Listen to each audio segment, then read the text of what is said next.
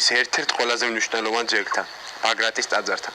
ტაძარი, რომელიც აღმართულია ქუთაისის გულში, უქმერიონის გორაზე, არა მხოლოდ არქიტექტურულად გამორჩეული ნაგებობაა, არამედ სიმბოლოა საქართველოს სიძლიერისა, ქრისტიანული რწმენისა და ერთიანობის სურვილისა. დღეს ჩვენი მიზანია, რომ უფრო ღრმად შევიცნოთ მისი ისტორია, არქიტექტურა, განსაკუთრებით კი თანამედროვე რეკონსტრუქციის პროცესი. დღეს ჩვენ გავიგებთ, თუ რატომ იქცა იგი დისკუსიის საგნად და რას ნიშნავს დღეს ჩვენთვის ბაგრატის ტაძარი, როგორც კულტურული მემკვიდრეობა. ყოვლადწმინდა ღვთისმშობლის სახელობის ბაგრატის საკათედრო ტაძარი მდებარეობს მდინარე რიონის მარჯვენა ნაპირთან აღმართულ კლდოვან ბორცვზე, რომელსაც უქიმერიონს უწოდებენ. ქუთაისი ისტორიულად ორ ნაწილად იყოფოდა, ზედა და ქვედა ნაწილებად. ბაგრატის ტაძარი სწორედ ქალაქის ზედა ნაწილში მდებარეობდა და საფორტიფიკაციო ნაგებობებში იყო ჩაფლული. აღსანიშნავია, რომ ქუთაისის არქეოლოგიურმა ექსპედიციამ, რომელმაც 2003 წლიდან მოყოლებული 5 წლის განმავლობაში აწარმოა არქეოლოგიური გათხრები საკუთრივ ტაძრის ინტერიერსა და ექსტერიერში, ადამიანის ზემოქმედების კვალი ენეოლითად ბრინჯაოს ხანიდან აღმოაჩინა. გაირკვა, რომ დღევანდელი ბაგრატის ტაძარი რამდენიმე ნაგებობაზეა დაშენებული. უძველესი შენობა სავარაუდოდ წინარე ანტიკური ხანით თარიღდება, თუმცა ყველაზე საინტერესო მე-6 საუკუნის უზარმაზარი ბაზილიკის ნაშთია, რომლის სიგრძე 30 მეტრს, ხოლო სიგანე 25 მეტრს აღწევს. აქვე აღმოჩნდა მე-7 საუკუნის ახალი ტაძარი, ეგრეთ წოდებული ქუთაისის სახტარი, რომელიც სავარაუდოდ წყაროებში ნახსენები ის ეკლესია უნდა იყოს, სადაც ქართლის ერისმთავარი სტეფანოზი იყო დაკრძალული. ბაგრატის ტაძრის ზოგი კედელი სწორედ ძველ ნაგებობებზეა დაშენებული.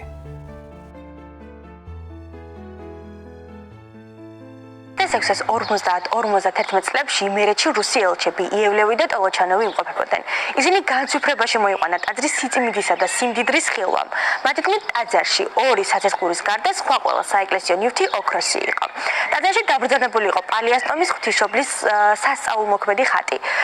ბიჭუნთვის სასწაულმოქმედი ღვთისმშობლის ყოვლადწმინდა ხატის ასლი. მაგრამ ტაძრის ყველაზე დიდ სიმდიდრეს მაცხოვრის სამშვალი წარმოადგენდა. ბაგრატ მესამე ბაგრატიონმა, რომელიც იწოდებოდა აფხაზთა, ქართველთა, რანთა და კახთა მეფედ, გაერთიანა ყველა ქართული მიწა, თბილისის გარდა და ერთიანობის სიმბოლოდ ქუთაისში გრანდიოზული საკათედრო ტაძარი ააგო, რომელსაც ხშირად ბაგრატის ტაძრად მოიხსენიებდა ხალხი. ქუთაისის კათედრალი ბაგრატ მესამისა და მისი დედის, ეგრის აფხაზეთის მეფის გიორგი მეორის, ასულის, გურანდუხტ დედოფლის შემწეობით აშენდა, რასაც გვამცნობს ამავე ტაძრის კედლებზე არსებული წარწერები. ბაგრატის ტაძარს მისი არქიტექტურული ისტორიის პარალელურად ჰქონდა თავისი სასულიერო ფუნქციონირების ისტორიაც. ის იყო ქართველი მეფეების კურთხევის და მათი გარდაცვალების შემდეგ მათი განსასვენებელი ადგილი. სავარაუდოდ პირველი მეფე, რომელიც საკათედრო ტაძარში აკურთხეს, იყო გიორგი I 1014 წელს. 1027 წელს ის თრიალეთში გარდაიცვალა. წამოიყვანეს და დამახეს საყდარსა ქუთაისსა.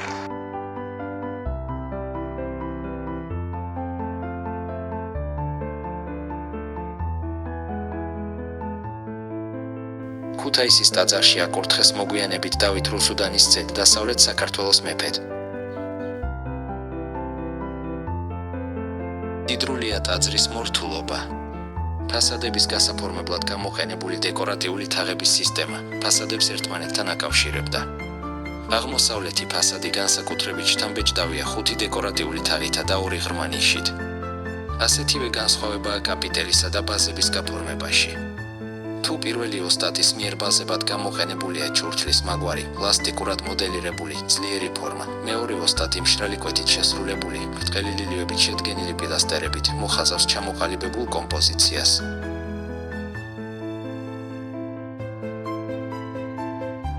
ტაძრის ინტერიერსა და ეზოში აწყვია ქვაზე ნაკვეთი რელიეფებითა და ორნამენტებით შემკული დეტალები და ფრაგმენტები, რომლებიც ტაძრის შიდა კედლებსა და ფასადებს ამშვენებდა.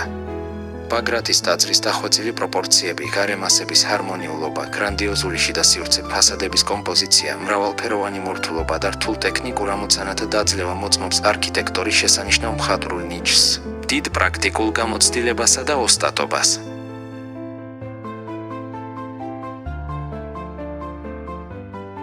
ტაძრის ხუროთმოძღვარმა გუმბათი მაღალ ბოძებსა დააყენა, ხოლო ფასადებზე სიბრტყიდან სიბრტყეზე, ფასადიდან ფასადზე გადავლებული არმატურის ერთიანი სისტემა იხმარა. ეს სიახლე იყო მშენებლობის ხელოვნებაში.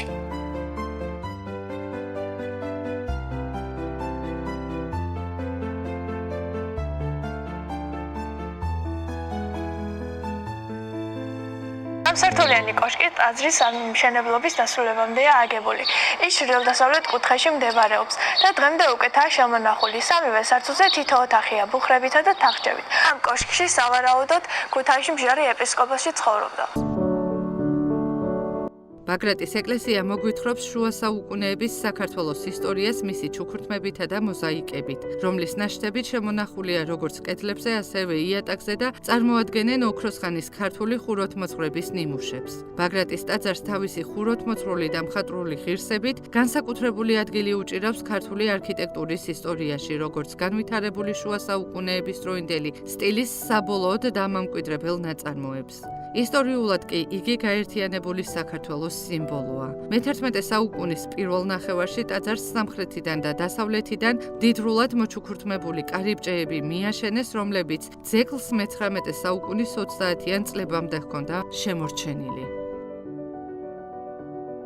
ნიშნავია, რომ ბაგრატის ტაძარში დაცული იყო ქრისტიანთა უდიდესი სიწმინდე, მაცხოვრის სამსჭვალე, რომელიც 1686 წელს პოეტ მეფე არჩილმა რუსეთში წააბრძანა, თუმცა მას ბევრს ევედრებოდნენ, რომ ეს სიწმინდე არ გაეტანა და ამ თხოვნის საფუძველზე მან იმერეთში სამსჭვალის მცირე ნაწილი დატოვა, რომელიც შემდგომში მაცხოვრის წმინდა ოქროს ხატში ჩაამაგრეს. ეს ხატი კი 1980 წელს ქუთაისში ალექსანდრე ნეველის საკათედრო ტაძარში დაიკარგა.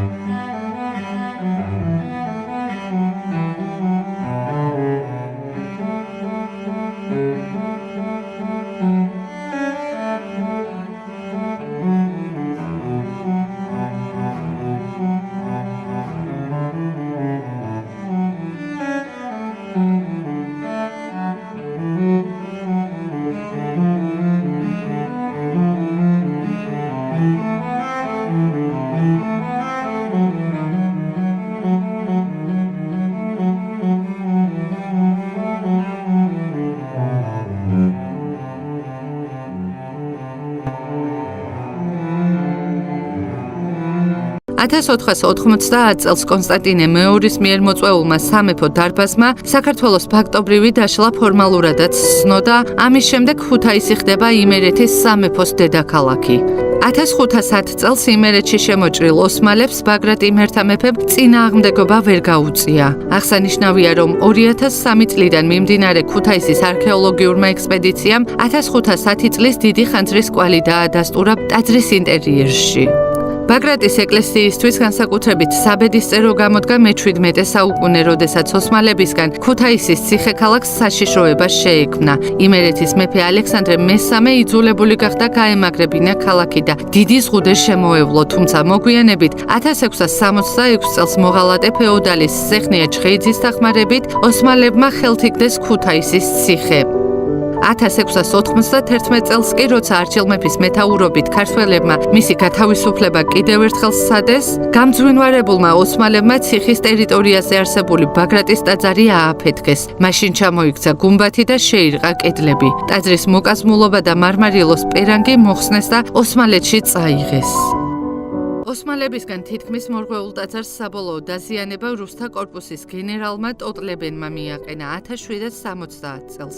ქუთაისის ციხის ოსმალთაგან გამოსახსნელად სოლომონ პირველის ქართული ჯარი ყველა ღონეს ხმარობდა, რა დროსაც მის დასახმარებლად მოვიდა გენერალი ტოტლებენი.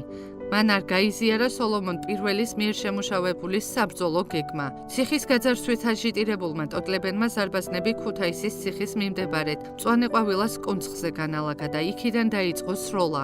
რამაც ბაგრატის ტაძრის ისედაც სავალალო მდგომარეობაში მყოფი აღმოსავლეთის კედელი კიდევ უფრო დააზიანა.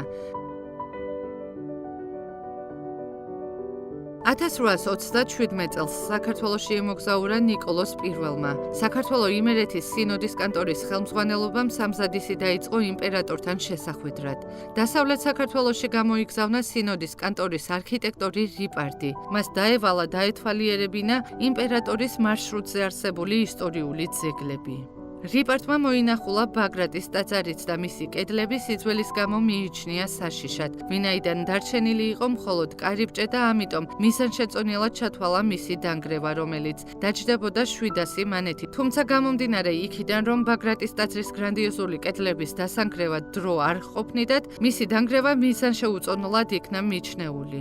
ასე გადარჩა ბაგრატის ტაძარი კიდევ ერთხელ დანგრევას. მე-20 საუკუნის დასაწყისში იმერეთის ეპისკოპოსის გაბრიელის თაოსნობით ქუთაისში შედგა ჯგუფი, რომელიც ყოველნაირად ცდილობდა დაეცვა ბაგრატის ტაძრის ნანგრევების საბოლოო განადგურებისაგან. უპირველეს ყოვლისა, ბაგრატის ტაძარს შემოავლეს ქვის ყორა, ვინაიდან ადგილობრივი მოსახლეობა თვითნებურად იტაცებდა და იზიდებოდა ქვებს, რომლებსაც იყენებდნენ სახლების ასაშენებლად. 1911-13 წლებში იმერეთის ეპისკოპოსმა ბაგრატის ტაძრის ნანგრევებში განაახლა წირვალო ცოლი, ისიც სამხრეთი კარიბჭე გადაკეთდა მცირე სამლოცველოდ. 2000-იანი წლებიდან ბაგრატის ტაძრის 1000 წლის იუბილესთან დაკავშირებით მოხდა ახალი ტემპით გაგრძელდა კვლევითი და არქეოლოგიური სამუშაოები. მოხდა ავთენტური და მე-20 საუკუნეში დამატებული ქვების დეტალური აღწერა და ინვენტარიზაცია. გარდა ჩატარებული კვლევითი სამუშაოებისა, საინჟინრო ექსპერტიზამ აჩვენა, რომ ტაძრის მდგომარეობა უაღრესად რთული იყო. არათანაბარი საძირკვლები გამოქარული იყო კედლების დიდი ნაწილი. ჩატარებულმა კვლევებმა აჩვენა, რომ მე-20 საუკუნის შუა ხანებში დაწყებული ფიზიკური სამუშაოები ემსახურებოდა დასაყოფად განწირული ნანგრევების სტაბილიზაციასა და მის აღდგენას. თუმცა რადგან იმ დროს არ იყო დაგეგმილი შენობის სრული აღდგენა, ძეგლმა მიიღო ერთგვარი ახალი ნანგრევის დიდებული სახე და იგი ამ ფორმით შევიდა 1994 წელს იუნესკოს მსოფლიო მემკვიდრეობის ნუსხაში.